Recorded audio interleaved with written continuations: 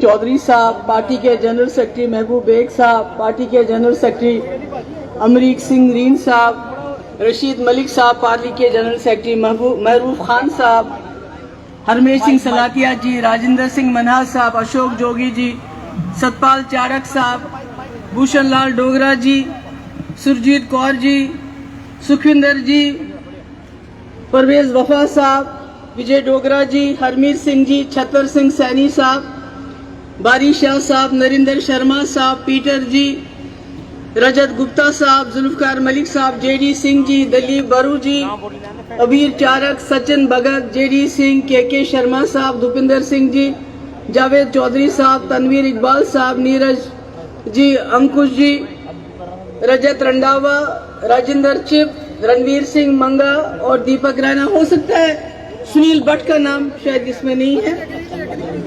हाँ, तो सोहित शर्मा जी और जितने भी यहाँ आए हुए हमारे बुजुर्ग, हमारी बच्चियां, हमारी बहनें, हमारे, आप पीछे हो जाइए जरा। हाँ, सबको मेरी तरफ से आदाब। सबसे पहले मैं अपने जो वर्कर है, जम्मू के वर्करों को, उनको सलाम करना चाहती हूँ, उनका शुक्रिया अदा करना चाहती हूँ कि बहुत मुश्किल वक्त में, बहुत मुश्किल हालात में, मुझे मालूम है जम्मू में पीडीपी का नाम लेना क्या होता है, क्योंकि ऐसी छवि बना के रखी है, मगर उसके बावजूद आप लोगों ने इस जमात को जिंदा रखा, इस जमात को साथ दिया। मैं इसके लिए आप सबको सलाम करती हूँ। आज मैं कश्मीर की गल नहीं करांगी, आज मैं सिर्फ जम्मू की गल करांगी। मैं उस जम्मू की गल करांगी जिथों मेरा बचपन गुजरा है। बड़ा सोहना जम्मू। इस जम्मू में मैंने जिंदगी के बहुत ही खूबसूरत दिन गुजारे हैं, चाहे वो स्कूल की बात हो, चाहे वो कॉलेज की बात हो। और कहां गुजारे हैं? अपने घर में नहीं, हंसराज डोगरा साहब के घर में, केडी सेठी साहब के घर में। और तब जाके मुझे मौका मिला ये देखने का कि डोगरा होता क्या है, डोगरा कल्चर क्या है। कभी भी उन्होंने मुझे ये महसूस नहीं होने दिया कि मैं मुसलमान हूं, ये हिंदू है। ये है जम्मू। मुझे याद है जब मैं कॉलेज में पढ़ती थी, तो आपको मालूम है कॉलेज में लोग जाते हैं अलग अलग जगह, जियारत में भी जाते हैं, गुरुद्वारे में भी जाते हैं, मंदिर में भी जाते हैं। तो मैं अक्सर माता वैष्णो देवी के यहाँ जाती थी और उस दिनों बहुत ज्यादा पैदल चलना पड़ता था, पैदल। आज तो बहुत सुविधा है। और जब मैं वापस आती थी वहां से, मैं इतना थक गई होती थी। जो सेठी साहब की मिसेज होती थी, उनकी पत्नी थी, तो वो गर्म पानी में नमक डाल के मेरे पाँव धोती थी, जैसे एक माँ होती है। ये है जम्मू, ये है जम्मू का डोगरा कल्चर। इसमें मैं पली बड़ी हूँ। और आज मुझे अफसोस होता है कि जम्मू के लोगों को इन्होंने कहाँ पहुंचाया हुआ है। जम्मू में कितनी तकलीफ है लोगों को, मगर बात नहीं करते। कहते हैं अगर बात करेंगे, बोलेंगे, देखो ताना देंगे, तुम्ही ने तो बीजेपी को साथ दिया, तुम्ही ने तो बीजेपी को लखनपुर से यहां लाया। जम्मू के लोगों का दम घुटता है। बोले तो किसको बोले, क्योंकि ताना दिया जाता है जम्मू के लोगों को कि आपने बीजेपी को लाया। और ये सही है। अगर जम्मू के लोगों ने बीजेपी को वोट नहीं दिया होता 2014 में, तो मुफ्ती साहब जम्मू की खातिर फिर बीजेपी के साथ शायद हाथ नहीं मिलाते। हो सकता है वाजपेयी जी का एजेंडा चलाने के लिए मिलाते, मगर मुफ्ती साहब ने बीजेपी के साथ इसलिए भी हाथ मिलाया कि जम्मू के लोगों ने उनको वोट दिया था। और आज जम्मू की क्या हालात है? अभी जो आपके ये आए थे अमित शाह साहब, उन्होंने बड़ा खुलासा किया हमने यहाँ क्या क्या किया। मैं जम्मू के लोगों से पूछना चाहती हूँ, आज तक तो कहते रहे आपको कि कश्मीरी आपका दुश्मन है, 370 आपका दुश्मन है, 370 हटाएंगे सब ठीक हो जाएगा। यही कहा ना कि यहाँ दूध और शहद की जो है नदियां बहेंगी, यही कहा था ना कि आपका जो हिस्सा है वो कश्मीरी खाते हैं, यही कहा ना। और आज क्या कहते हैं? आज जम्मू वालों को कहते हैं हम आपको जम्मू का हिंदू चीफ मिनिस्टर देंगे, यही कहते हैं ना। चीफ मिनिस्टर क्या इनको बनाना है या आप लोगों को बनाना है? और ये तो बना सकते थे, लेफ्टिनेंट गवर्नर तो जम्मू का क्यों नहीं बनाया? जो आप बना सकते थे बीजेपी वालों, वो आपने क्यों नहीं बनाया? आपने लेफ्टिनेंट गवर्नर यूपी से, बिहार से, इधर से उधर से क्यों लाया? क्या जम्मू में इस काबिल कोई नहीं था?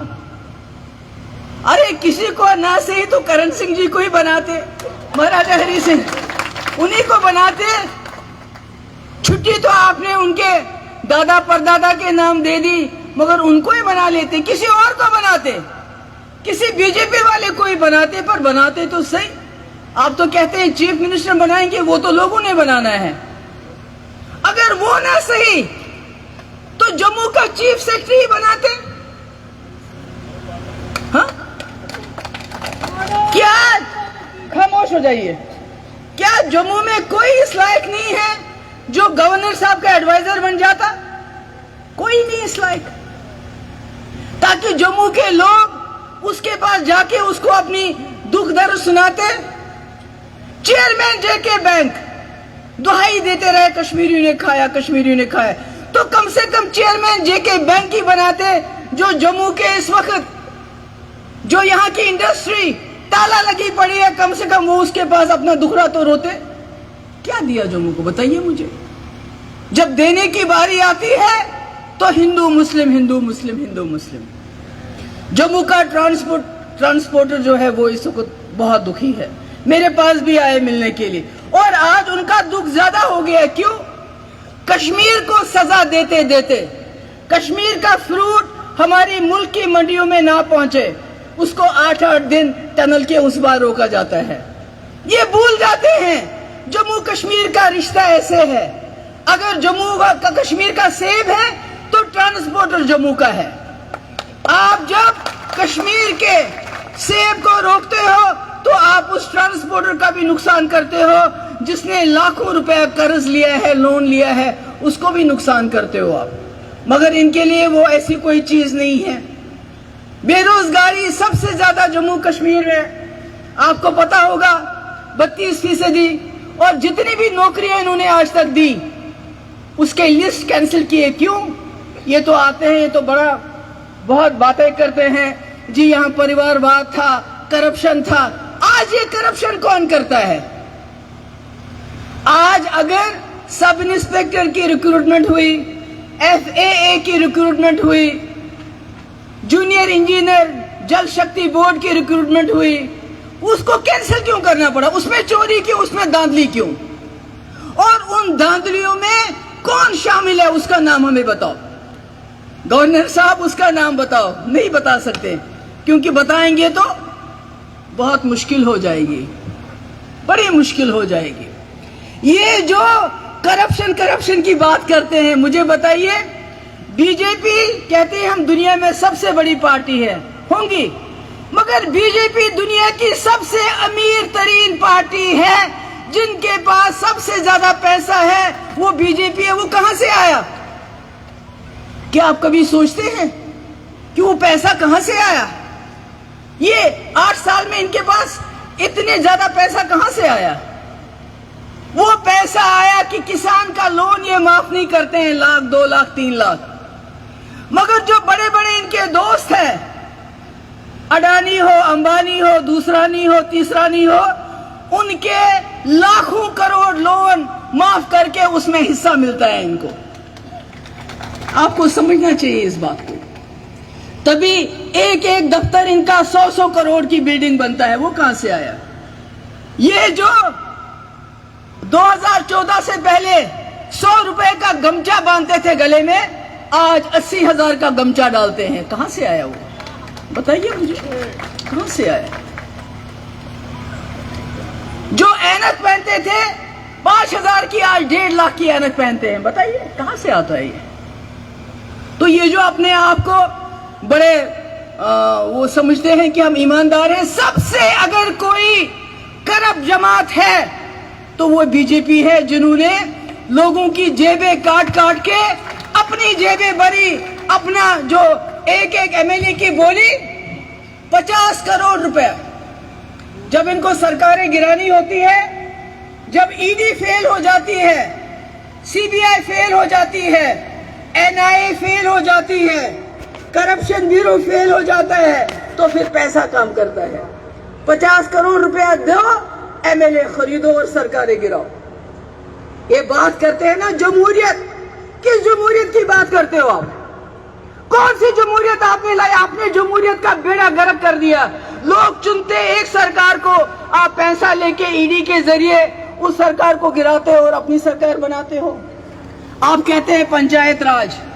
अरे पंचायत राज यहां जवाहरलाल नेहरू ने लाया था, जिसको आप गली गली बदनाम करते हो। क्यों? क्योंकि वो राहुल गांधी का ग्रेट ग्रैंडफादर था। जवाहरलाल नेहरू कौन था? मैं काफी देर से जब ये उनकी मुखालफत करते रहे, हम सिर्फ उनको चाचा नेहरू तक जानते थे। मैंने उनके बारे में पढ़ना शुरू किया और पता चला रईस आदमी के बेटे, मोतीलाल नेहरू के बेटे। मगर क्या किया उन्होंने? जब वो विलायत से आए, आजादी के लिए 10-12 साल वो जेल में रहे, गांधी जी के हाथ में हाथ मिलाते हुए आजादी की लड़ाई लड़ी सरदार पटेल के साथ। और जितने भी लीडर थे, अगर भगत सिंह हमारे फांसी पे चढ़ गए तो जवाहरलाल नेहरू जेल चले गए। और उसके बाद जब आजादी मिली, अंग्रेजों ने मुसलमान और हिंदू के 2 टुकड़े कर दिए थे, जमीन के भी और इंसानों के भी। ऐसे में किसी का वजीर आजम, प्रधानमंत्री बनना आसान नहीं था, हर तरफ खून था।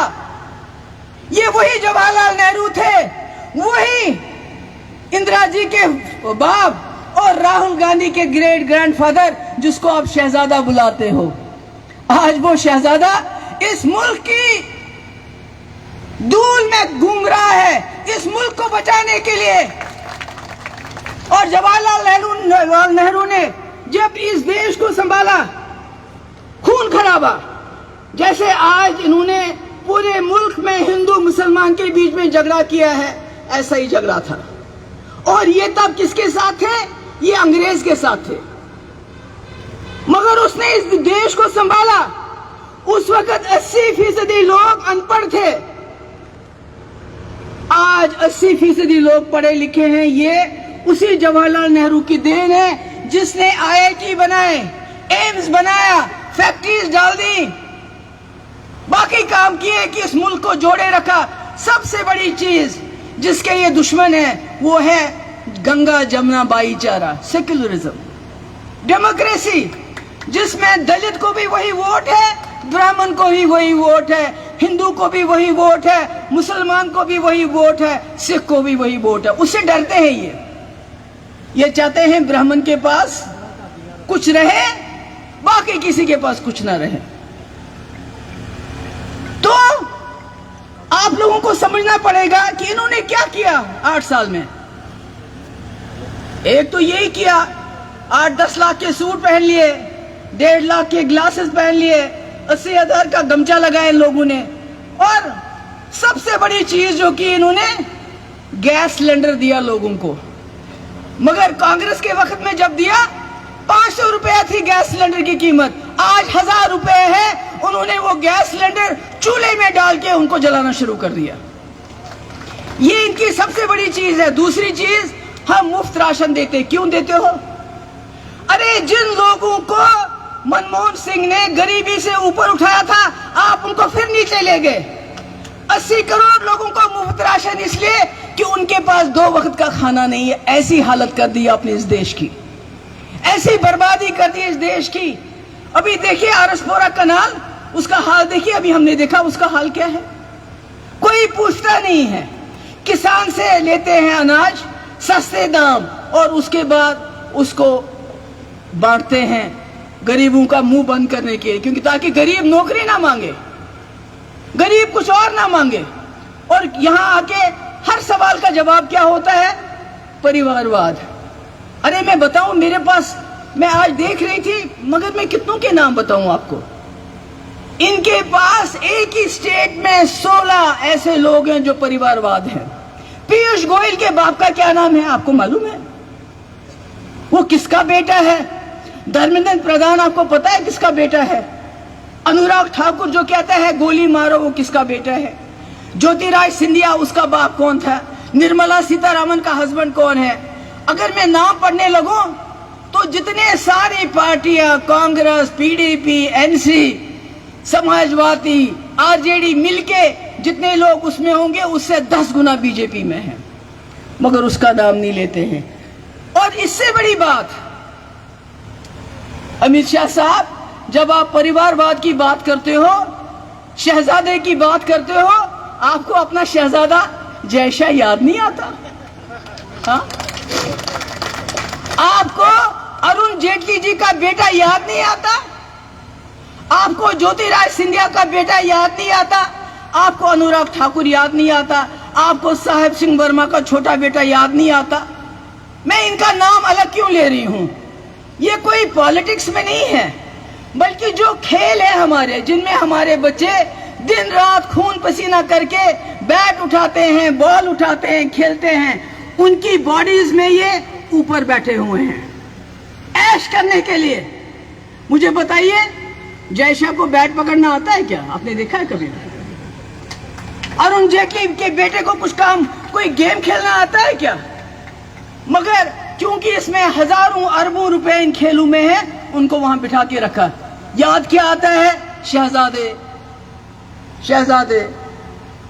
राहुल गांधी, राहुल गांधी तो ठीक है, राहुल गांधी और इनके शहजादों में क्या फर्क है? जय शाह में और राहुल गांधी में क्या फर्क है? अनुराग ठाकुर और राहुल गांधी में क्या, मैं बताती हूं क्या फर्क है।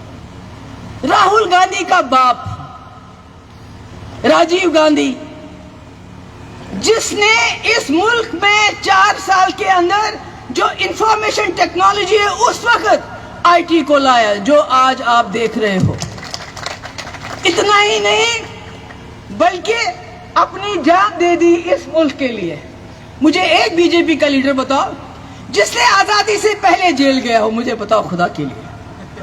जान तो बहुत दूर की बात है। इसलिए राहुल गांधी शहजादा है कि उसके बाप ने अपने प्राण त्याग दिए इस मुल्क के लिए। राहुल गांधी इसलिए शहजादा है कि बदकिस्मती से उसकी दादी इंदिरा जी ये बालाकोट चले गए। मुझे नहीं पता क्या कहना किया कि उन्होंने, ये तो किसी को भी पता नहीं है, पर बहुत उसमें उन्होंने एक इलेक्शन तो जीत लिया ना। 2019 का इलेक्शन तो बालाकोट पे जीता, नौकरियां देके नहीं जीता। 2 करोड़ नौकरियां नहीं दी, 15 लाख रुपया नहीं दिया, बल्कि बालाकोट।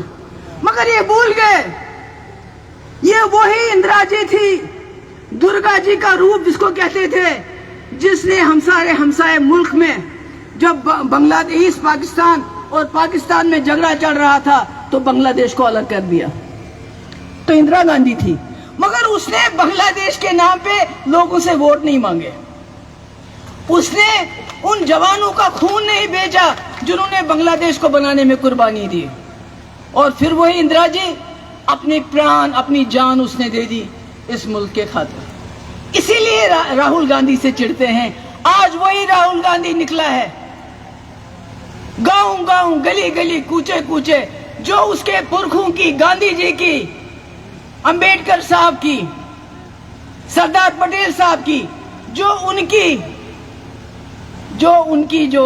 उन्होंने जो बनाया था इस मुल्क को, विरासत, उसको बचाने के लिए धूप हो बारिश हो चल रहा है, दीवानों की तरह चल रहा है। इलेक्शन के लिए वोट नहीं मांग रहा है। बूढ़ा आता है उसको गले लगाता है, बच्ची आती है उसको गले लगाते हैं। ये और बात है, बीजेपी की आईटी सेल फिर शाम को गालियां देना शुरू करते हैं। छोटी छोटी बच्चियों के लिए कुछ कहते हैं, हमारी माओं के लिए कुछ और कहते हैं। तो मैं कहती हूं कि इस देश को बचाना है। इस देश में हमने उन ताकतों को ताकतवर करना है जो इस मुल्क को बचा सके, और इसमें जम्मू का रोल बहुत बनता है। और दूसरा परिवार हम, आप मुफ्ती साहब को जानते हैं ना, 50 साल उन्होंने जिंदगी के लगा दिए।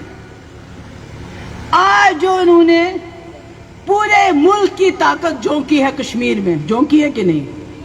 फौज, पुलिस, ईडी, एसआईए, सीबीआई, पता नहीं क्या क्या, यूएपीए, पीएसए, यानी पूरा जेल बना के रखा, फिर भी काबू नहीं होता है। मगर मुफ्ती साहब ने अपने बातों से, अपने तौर तरीके से कश्मीर के लोगों के दिल जीते थे। उनको एक जगह लाके खड़ा किया जहां वो वाजपेयी जी के लिए हजारों की तादाद में तकरीर सुनने आए। ये थे मुफ्ती साहब। और कितनी देर चीफ मिनिस्टर रहे? 3.5 साल। और 3.5 साल में क्या किया? रहबर तालीम, रहबर सेहत, रहबर ज़राअत, जो उस वक्त तक नामो निशान नहीं था, और हजारों के तादाद में। जरा पानी दे दीजिए।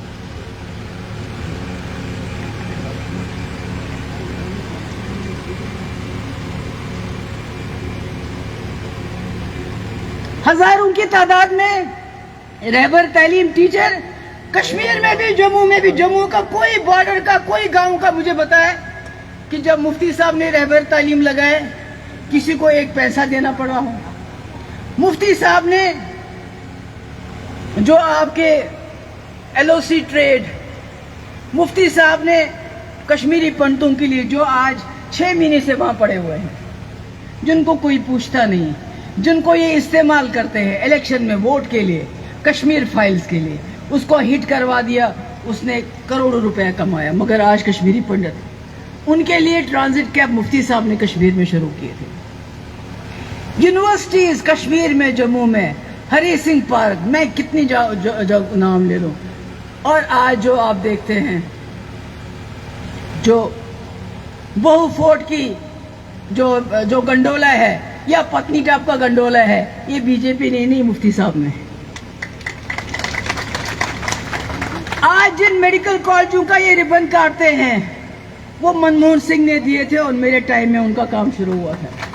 इन्होंने कुछ नहीं किया, इन्होंने कुछ नहीं किया। अब मेरी, क्योंकि मुझे ज्यादा बोलना मुश्किल हो रहा है, मैं यही कहना चाहती हूँ, आप लोगों से गुजारिश करना चाहती हूँ कि जम्मू कश्मीर के लोगों इकट्ठे हो जाओ। जिस तरह लद्दाख के लोग इकट्ठे हो गए, उन्होंने अपनी बात मनवाई, अपनी नौकरियां अपने पास रखी, अपनी जमीन अपने पास रखी। जम्मू कश्मीर के लोग इकट्ठे हो जाओ। और जिस तरह 1947 में कश्मीर से चली थी बात कि हिंदू मुस्लिम सिख इत्तेहाद आपस में भाई भाई, आज जम्मू वालों को वो काम कर, मुझे माफ कर दीजिए, गर्मी की वजह से मुझे बोला नहीं जाता है। मैं आप सबकी शुक्रगुजार हूँ, आप आए, मेरी बात सुनी। मैं उम्मीद रखती हूँ कि आप जम्मू कश्मीर को इस तरह रखोगे, अलग अलग होने नहीं दोगे। बहुत बहुत शुक्रिया। बहुत बहुत शुक्रिया मैडम जी कि आपने इतने